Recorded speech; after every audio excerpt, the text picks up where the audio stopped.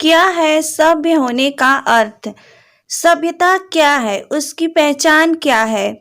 इन बातों पर मैं अक्सर सोचा करता था। लोगों के मुख से जो सुनता था और नैतिक शिक्षा की किताबों में जो बातें लिखी होती थी, मैं उनसे न जाने क्यों सहमत नहीं हो पाता था। दरअसल मुझे सिविलाइज्ड मैन सभ्यता स्कूल में बताया गया कि सभ्यता के लिए इंसान को टिप टॉप दिखना चाहिए, उनके नाखून कटे हों, कपड़े बिल्कुल साफ सुथरे हों, लेकिन मैं इस इत्तेफाक नहीं कर पाया। कई बार खेलने के दौरान मेरी शर्ट गंदी हो जाती तो टीचर कहते कि इतने गंदे कपड़े पहने हो, सभ्यता बिल्कुल नहीं है। एक दिन मैंने टीचर से पूछ ही लिया, क्या जीवन के लिए इस तरह की सभ्यता आवश्यक है? अगर कोई गरीब है, उसके कपड़े फटे हुए हैं, तो क्या वह सभ्य नहीं है? मेरे ये सवाल सुनकर उन्होंने मुझे बड़े प्रेम से समझाया, देखो, कपड़े फटे हो तो कोई बात नहीं, किंतु वे धुले हुए, साफ सुथरे और प्रेस किए हुए होने चाहिए। अध्यापक की यह बात भी मेरे गले नहीं उतरी। मैं सोचने लगा, यह कैसी सभ्यता, जिसके पास खाने को भी पैसे ना हो, वह फटे कपड़े सिलवा कर, धुलवा कर और प्रेस करवा कर कैसे पहन सकता है? अगर वह ऐसा नहीं कर सकता तो क्या वह असभ्य हो जाएगा? अपनी किताबों में भी मुझे सभ्य होने की यही पहचान लिखी हुई मिली।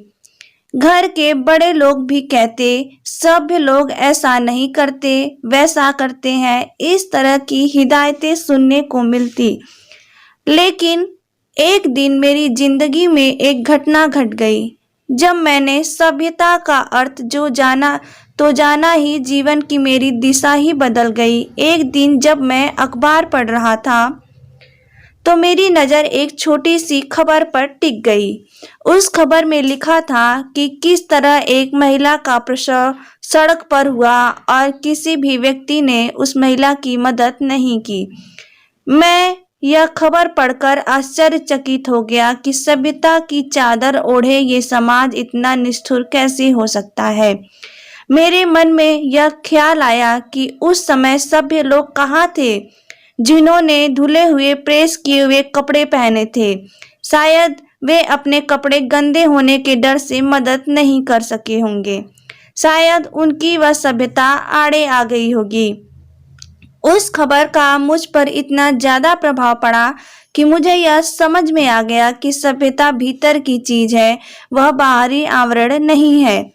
इस घटना के कारण ही मुझे यह बदलाव आया कि जहाँ भी किसी की मदद करने का अवसर मिलता, मैं वहाँ तत्पर से तुरंत पहुँच जाता। मैंने कभी इस बात की चिंता नहीं की कि मेरे कपड़े गंदे हो जाएंगे और मुझ पर असभ्य होने का टैग लग जाएगा। मैं अंततः समझ गया था कि सभ्य होने का अर्थ संवेदनशील होता है।